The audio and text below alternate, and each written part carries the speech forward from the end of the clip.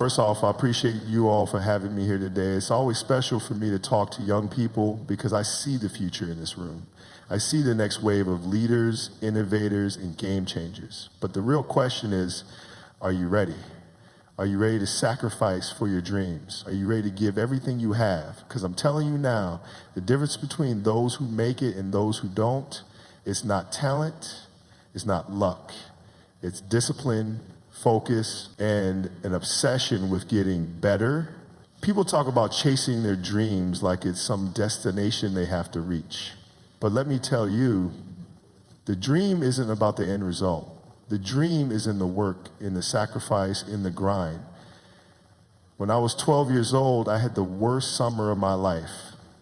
I played in a basketball camp and I didn't score a single point. Not one.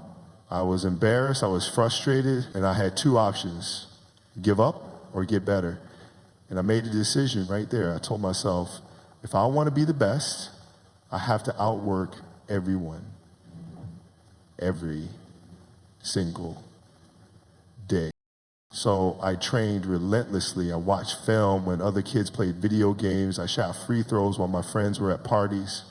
And year after year, I got better, not because I was chasing some championship, but because I was chasing my own potential. That's the key. You don't wait for the dream to come true. You live it every day through your work ethic. If you fall in love with the process, the results will take care of themselves. One of the biggest mistakes people make is thinking talent is enough. Let me be clear, it's not. Talent gives you a head start, but it's hard work that makes you unstoppable. When I came into the NBA at 17, I wasn't the fastest, the strongest, or the most athletic, but I knew one thing: nobody was going to outwork me. While my competition was sleeping, I was in the gym. When they were out celebrating, I was studying game tape. I would shoot 1,000 shots a day. I would train at 4 a.m. I would practice moves for hours until they were second nature. You know, and that's why I succeeded, because I refused to rely on. So I ask you, what are you doing when nobody's watching? Are you putting in the extra hours? Are you sacrificing for your dream? Because if you're not, someone else is. And one day, when you meet that person in competition, they're going to win, not because they were better, but because they wanted it more. One of my mantras is simple: rest at the end, not in the middle. That means you don't quit when you're tired. You don't slow down when things get hard. You don't stop just because the journey is tough. You stop when you're finished. There were days I didn't feel like training. There were days when my body was sore, when my mind was tired, when the doubts tried to creep in. But I never listened to them, because I knew every rep, every sprint, every extra hour I put in, that was another step closer to my greatness. And here's the thing. Your mind will always try to talk you out of things. It will tell you you're too tired. It will tell you it's too hard. But your heart knows the truth. Your heart knows you got more to give. So when you feel like quitting, remember this: rest at the end, not in the middle. You didn't come this far to stop now. People used to ask me all the time, Kobe, what's your secret? What made you great? And my answer is simple. I was obsessed with improvement, obsessed with the details, obsessed with the process. Most people want success, but they don't want to sacrifice for it. They want to win, but they don't want to suffer. But listen, you can't have one without the other. You can't be great if you're not willing to go all in. I watch more film than anyone. I ask more questions than anyone. I spend hours perfecting moves that I might only use once in a game. Why? Because greatness isn't about doing what's easy. It's about doing what's necessary. And this applies to anything, not just basketball. Whether you want to be a doctor, an entrepreneur, a writer, or a musician, doesn't matter. You have to be obsessed with getting better. You have to wake up every day and ask yourself, how can I improve? How can I outwork my yesterday? If you adopt that mindset, you become unstoppable. You don't wake up one day and suddenly become great. Greatness is a choice. It's a result of thousands of small daily decisions. Every time you hit the snooze button instead of getting up to work, Every time you choose comfort over effort, every time you let excuses replace discipline, you are making a choice. And those choices will define your legacy. I never relied on talent alone. I knew talent would only take me so far. What mattered was the effort I put in when nobody was watching. When I was in high school, I trained while others slept. When I was in the NBA, I studied film for hours while others celebrated. Every time I stepped onto the court, I didn't hope to win. I had earned the right to win because of the choices I had made in preparation. Your future will be built on the habits you develop today. If you want success, you have to choose it every day. You have to wake up and decide, I will outwork everyone. I will push through pain. I will sacrifice for my dream. And when you do that, you commit to that level of dedication, there will be no regrets, because no matter what happens, you'll know you gave it everything. And that's the only way to live a life without regret. So ask yourself, are you making the choices that will build your legacy? Because in the end, your life will be defined not by what you say you want, but by what you actually do. A lot of people get overwhelmed by their dreams. They look at where they want to be and think it's too far away, too big, too impossible. But let me tell you something, greatness is built step by step. It's not about one big leap. It's about small wins every single day. When I was a kid, I didn't say, I want to be one of the greatest of all time and expect it to magically happen. Instead, I focused on the small details. I broke the game down into parts: footwork, shooting, passing, defense. And every day, I asked myself, what's one thing I can improve today? Maybe it was perfecting a fadeaway shot. Maybe it was improving my left-hand dribble. Maybe it was learning a new defensive move. But every day, I got 1% better. Over time, those small improvements stacked up. After a year, I wasn't the same player. After 5 years, I was at a different level. After a decade, I was competing for championships, and it all started with small daily wins. So whatever your goal is, don't get caught up in how far you have to go. Focus on what you can do right now today. Win the day. Because when you stack up enough small victories, one day you'll wake up and realize you've built something legendary. Most people run from pressure. They avoid it. They're afraid of it. But here's what you need to understand. Pressure means you're in a moment that matters. Pressure means you're playing at a high level. It means expectations are high because you've worked hard to get there. And that's not something to fear. That's something to embrace. I wanted the ball in my hands when the game was on the line. I wanted the responsibility because I knew I had prepared for that moment. I trained for it. I visualized it. I had put in the work when no one was watching, so when the lights were bright and the stakes were high, I was ready. Pressure isn't something to run from. It's something that sharpens you. The best in the world, whether in sports, business, or any field, thrive under pressure because they know they've earned the right to be there. They've put in the hours, the sweat, the sacrifice. So the next time you feel pressure, don't let it shake you, let it fuel you. Step into it with confidence. Because if you've done the work, you've already won. Your body can only go as far as your mind will let it. You can be the most talented person in the world, but if your mindset is weak, you'll break when it matters most. That's why mental training is just as important as physical training. I spent hours working on my game, but I also spent hours before games. I visualized every move. I saw myself making the shot before I even took it. I blocked out doubts before they could take root. I controlled my thoughts so fear had no place in my mind. Most people don't train their minds. They let distractions take over. They let negativity creep in. But if you want to be great, you have to guard your mind like you guard your dreams. Feed it with discipline, focus, and belief. Read books that push you. Study the greats in your field. Surround yourself with people who challenge you. Seek to yourself with confidence. And then when I stepped onto the court, I never said, I hope I play well. No, I told myself I will dominate. I will outwork my opponent. I will win.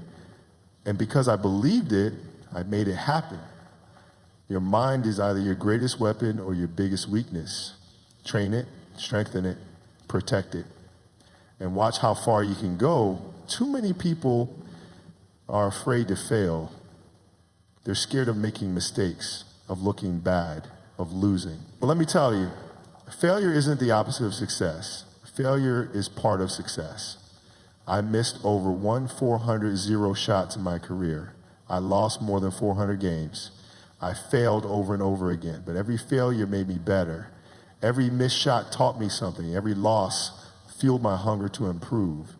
The only real failure is quitting. As long as you keep going, as long as you learn from your mistakes, you're still in the game. So don't be afraid to fail. Be afraid of not trying. Be afraid of looking back and realizing you held back because you were scared. Fail often. But most importantly, get back up every single time, because every time you fail, you're one step closer to greatness. You don't know how much time you have. You don't know how many opportunities you'll get. So don't waste a single moment. When I was in the gym at 4 a.m., I wasn't there because I had to be. I was there because I knew my time was limited. I wanted to leave no stone unturned. I wanted to look back and know I gave everything. Too many people waste time. They say, I'll do it tomorrow, but tomorrow isn't promised. If you want something, chase it now. If you love something, give it everything now. If you have a dream, fight for it now, because one day you don't want to ask, what if? You want to say, I gave it my all. If you want to be great, you have to be willing to give up things that others won't. When I was chasing championships, I didn't live a normal life. While my friends were out partying, I was in the gym. While others were sleeping, I was putting up shots. While people made excuses, I made progress. Greatness doesn't come without a price. The question is, are you willing to pay it? Are you willing to wake up earlier? Are you willing to work while others relax? Are you willing to sacrifice comfort for growth? I miss family events. I miss vacations. I sacrifice sleep.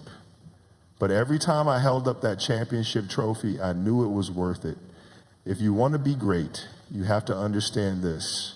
You can't have it all. You have to choose. Do you want comfort or do you want to be legendary? Because you can't have both. The biggest mistake people make is getting comfortable after success. They work hard to reach the top, but then they stop pushing. And the moment you stop pushing, someone hungrier than you will take your place. When I won my first championship, I didn't sit back and celebrate for months. No, I was already thinking about the next one. When I won 5, I wanted 6. When I scored 60 in my final game, I wanted more. Because once you lose that hunger, you lose your edge. Success isn't a destination, it's a constant pursuit.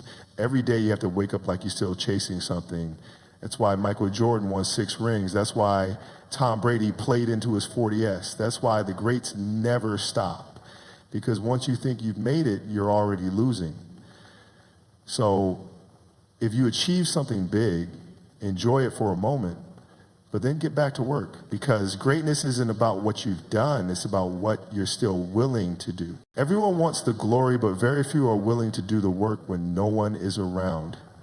You see the highlights, the championships, the big moments, but what you don't see is the 4 a.m. workouts, the hours of film study, the sweat, the pain, the sacrifice. That's where greatness is built, in the dark, when no one is watching. When I was in high school, I would sneak into the gym before dawn. No cameras, no fans, just me in the game. By the time my teammates showed up for practice, I had already put in 2 hours of work. That's the difference. The ones who are truly great don't just work when the lights are on, they grind when no one is watching. So ask yourself, are you working when nobody's looking? Are you putting in the extra reps? Are you studying, training, practicing when no one is there to praise you? Because the work you do in the shadows is what prepares you for the spotlight. If you want to be the best, you can't just be interested in what you do, you have to be obsessed. I didn't just love basketball, I was addicted to it. I studied every angle, every footwork detail, every movement. I watched film for hours breaking down my game and my opponents. I didn't just train hard, I trained with purpose. Every single drill had a reason, every single rep had a goal. I didn't waste time, I didn't go through the motions. I obsessed over being the best. You want to be great at anything, you have to approach it the same way. Study it relentlessly, practice like it's life or death, seek out knowledge from the best in the world, never stop learning, never stop improving. Casual effort produces casual results, but obsession creates legends. If you're not obsessed, you're not given enough. Find something that keeps you up at night, find something that you can't stop thinking about, and then go all in. At the end of the day, trophies and records don't last forever. What lasts is the impact you leave on others. That's why after my career, I dedicated myself to inspiring the next generation. I wanted to teach kids, athletes, and dreamers what the Mamba mentality really meant. Because true greatness isn't just about what you accomplish, it's about who you lift up along the way. That's why I wrote books, that's why I mentor young athletes, that's why I pushed my daughters to chase their dreams, because I knew that my legacy wasn't just about championships, it was about inspiring others to chase their own greatness. So whatever field you're in, don't just focus on winning for yourself. Find a way to help others, be a mentor, share your knowledge, pass down your lessons.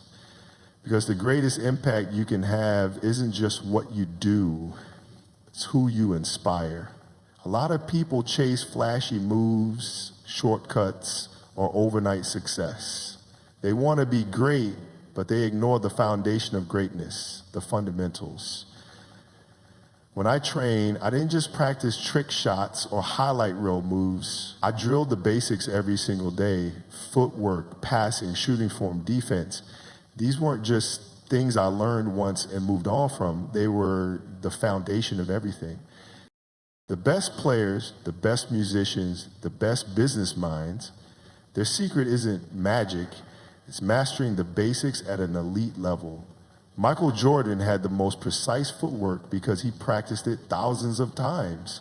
Steve Jobs revolutionized technology by obsessing over the smallest details. If you want to be great at anything, focus on the details that others overlook. Study your craft at a deeper level. Perfect the small things, and the big things will follow. Because in the end, the ones who master the fundamentals will always outlast the ones chasing shortcuts. Everybody faces setbacks. Everybody experiences failure. But what separates champions from everyone else is how they respond to adversity. I tore my Achilles at 34 years old. That injury could have ended my career. But instead of feeling sorry for myself, I made a decision I would come back stronger. I pushed through rehab, I trained harder, and I refused to let that moment define me. Pain, struggle, and setbacks. They're all part of the journey. You're gonna have moments where you feel like quitting. You're gonna face challenges that seem impossible. But in those moments, you have two choices. Let adversity break you. Use adversity to fuel you.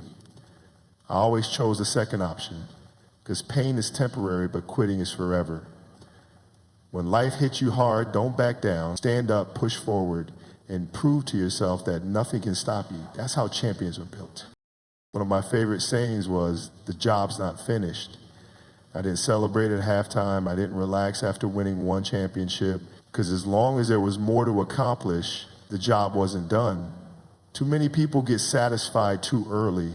They reach one goal and they slow down.